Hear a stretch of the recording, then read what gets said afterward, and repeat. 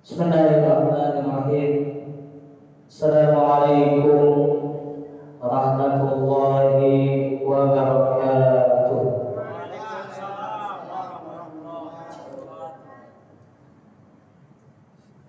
Alhamdulillahilladzi faddalna ala katsirin bi'ibadihil mu'minin. Alhamdulillahilladzi faddalna ala katsirin min ibadihil mu'minin.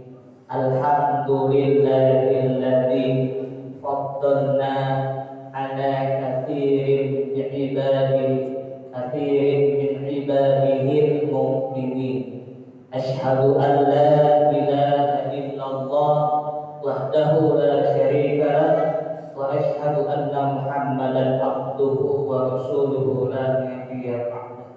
Allahumma shalli wa sallim wa barik ala sayyidina Muhammad wa ala ali sayyidina Muhammad. Wa qala Allah ta'ala fil Qur'anil Karim, a'udzu billahi minasy syaithanir rajim. Bismillahirrahmanirrahim. Ya ayyuhalladzina amanu kutiba 'alaikumus syiyam kama kutiba 'alal ladzina min qablikum la'allakum tattaqun.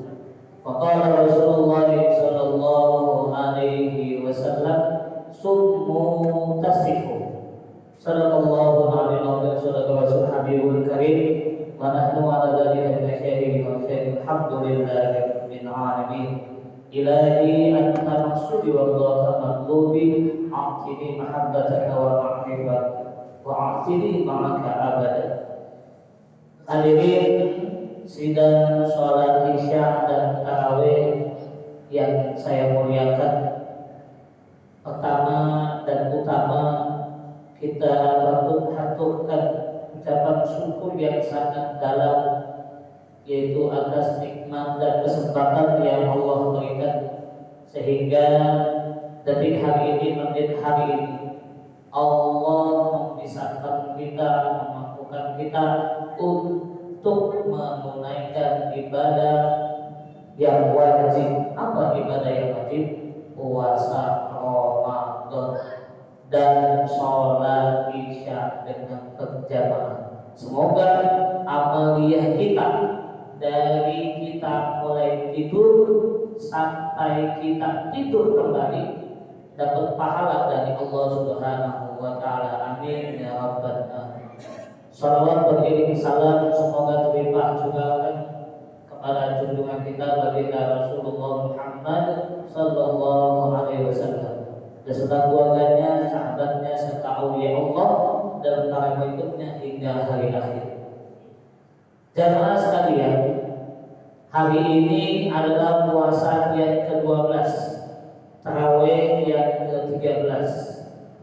Semua para muballigh atau kita sendiri pasti sudah paham yang namanya Ramadan itu seperti apa, dan fase-fasenya pun pasti sudah paham. Dan perlu kita ketahui pula, Ramadan itu di dalamnya ada 5 kemenangan. Apa 5 kemenangan itu? Pertama, la'allakum tattaqun. Yang kedua, nuzulul Quran. Yang ketiga, Lailatul Qadar. Yang keempat, Idul Fitri. Yang kelima, minal a'idin wal fa'idin.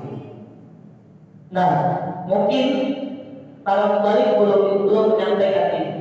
Saya menyampaikan ini tadi barusan nyontek. Yang pertama, la'allakum tattaqun. Apa tujuan kita berpuasa?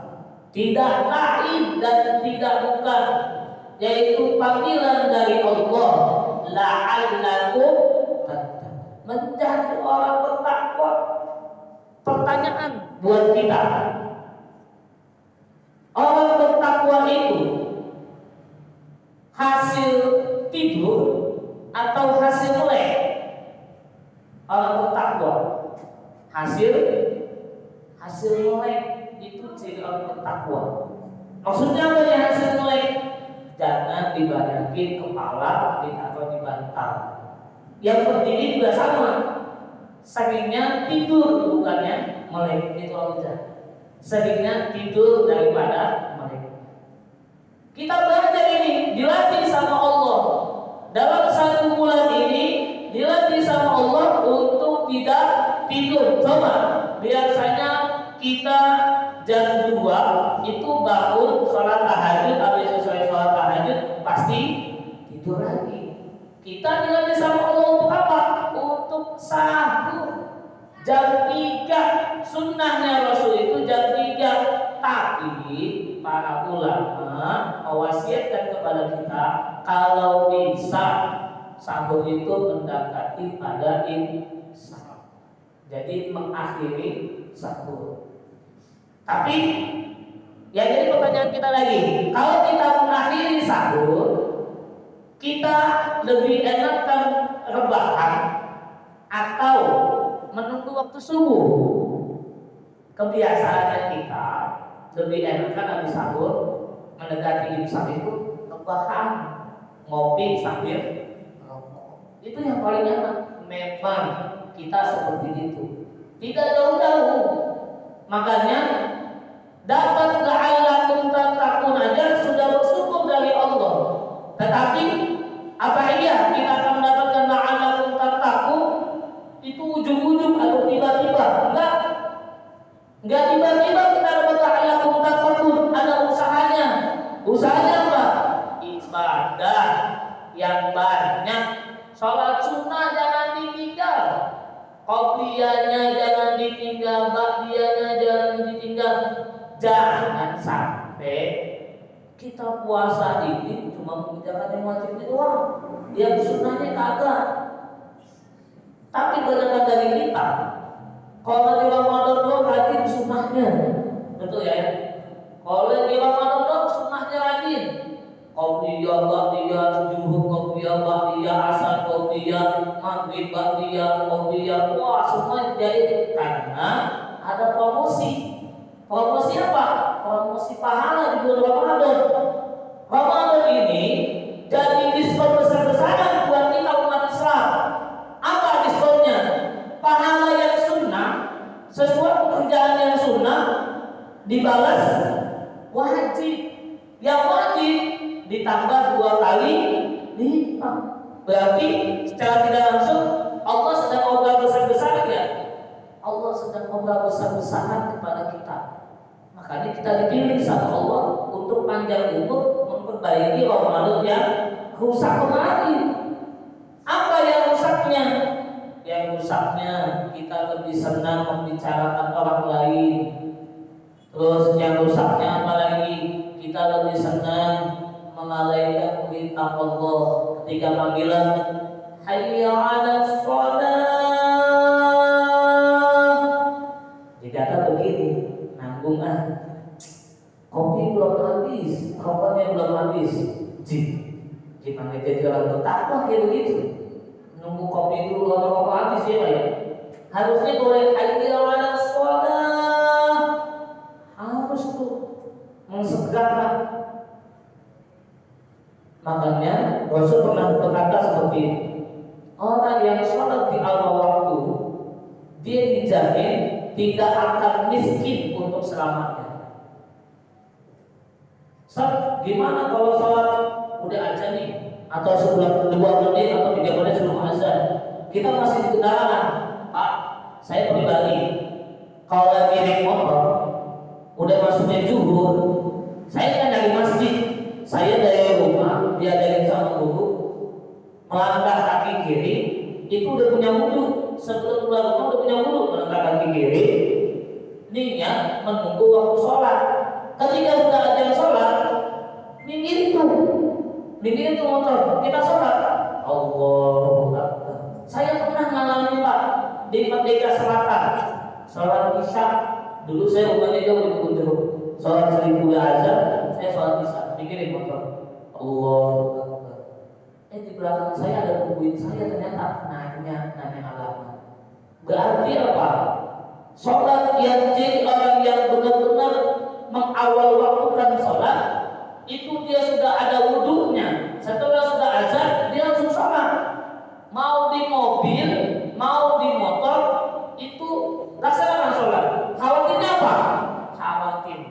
nyawa kita diambil duluan sama malaikat Israil. Kalau dia diambil, repot kita. Kagak megang iman berarti. Yang kedua, selalu ada takabur apa? Nuzulul. Bisa nggak kita dapatin nuzulul kan? Bisa.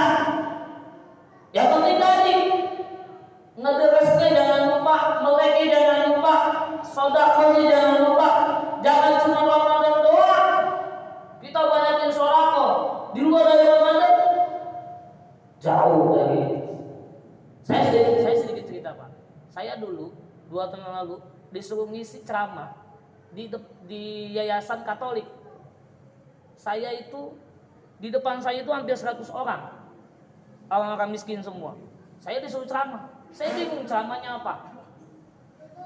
Depan saya orang Katolik yang undang saya. Di depan saya saudara-saudara kita semua yang muslim.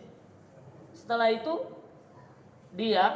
setelah saya datang selesai acara buka puasa bersama, dia bilang sama tetangga saya baru kali ini ketemu sama Ustaz yang toleransinya itu luar biasa. Saya mikirnya begini, orang Nasrani aja bisa berbagi kasih sayang sama umat Islam.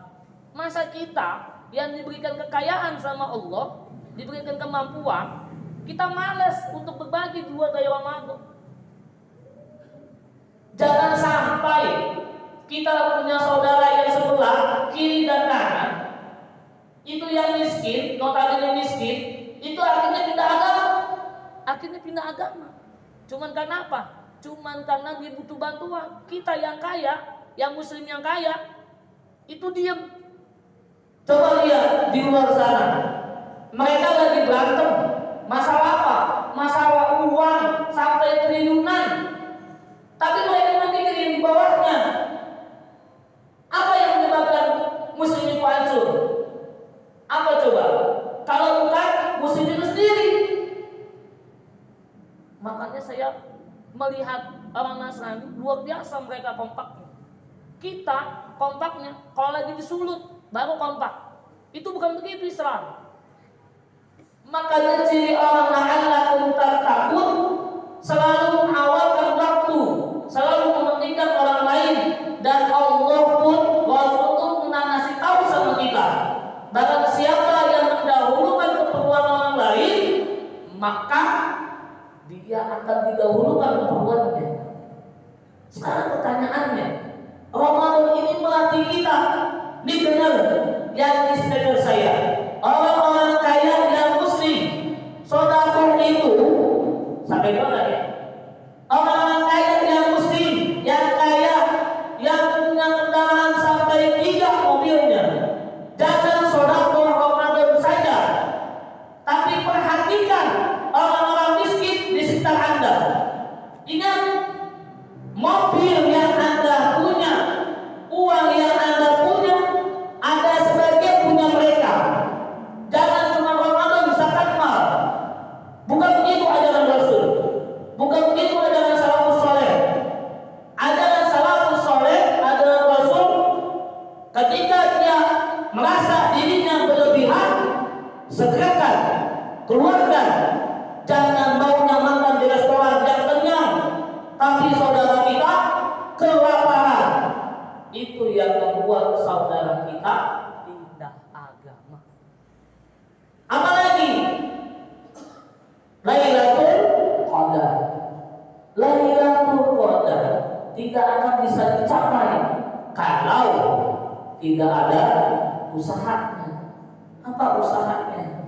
Kita duduk bareng di majelis, kita duduk bareng untuk melihat firman-firman Allah. Kalau nggak bisa baca, minimal kita nengokin Quran. Kalau nggak bisa baca, pelan-pelan bacanya terbata-bata.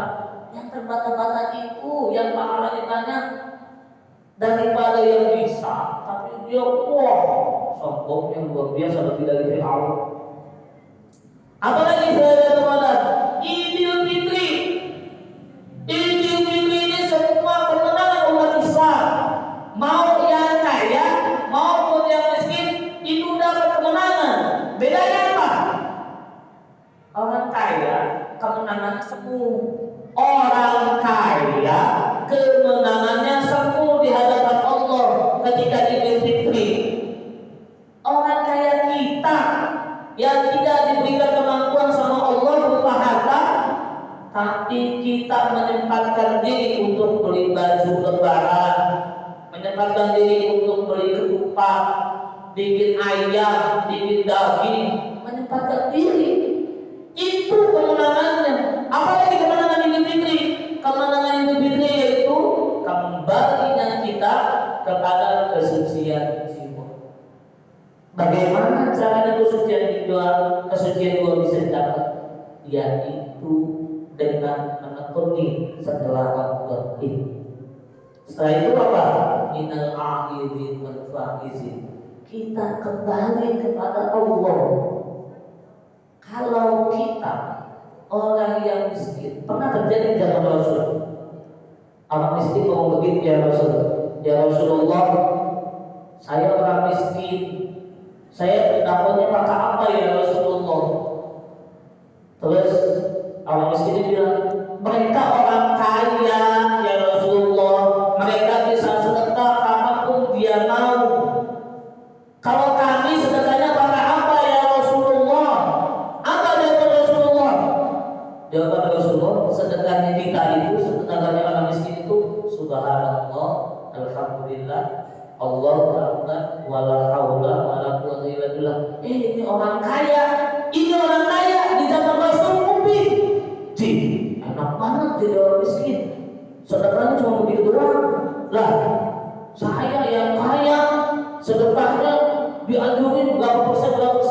Ji, dia kagak tahu di dalam tangan itu punya siapa. Kita nih termasuk saya yang berdiri di sini. Orang yang tidak diberikan kemampuan sama Allah berupa harta, kita itu ditanya sama Allah, ditanya malaikat gak banyak tanya, persaksiannya sedikit. Kalau orang kaya di luar sana, pertanggungjawabannya banyak. Ditanya sama Allah, dapatnya dari mana? Ini asalnya dari mana? Ini perolehannya kemana? Ini dikasih kemana? Bodoh, repot. Makanya ketika dia lahir, itu yang ditanya kata Allah melalui hadis kursinya, yang ditanya nanti itu ada 3. Yang pertama ulama, yang kedua dermawan, yang ketiga kita yang terakhir Pak aman pokoknya kita. Gak banyak ditanya sama mereka, gak banyak dihitung sama Allah. Semoga Allah Subhanahu wa taala memberikan kesehatan kepada kita, panjang umur kepada kita, dan kita diberkahi oleh Allah Subhanahu wa taala semuanya, segala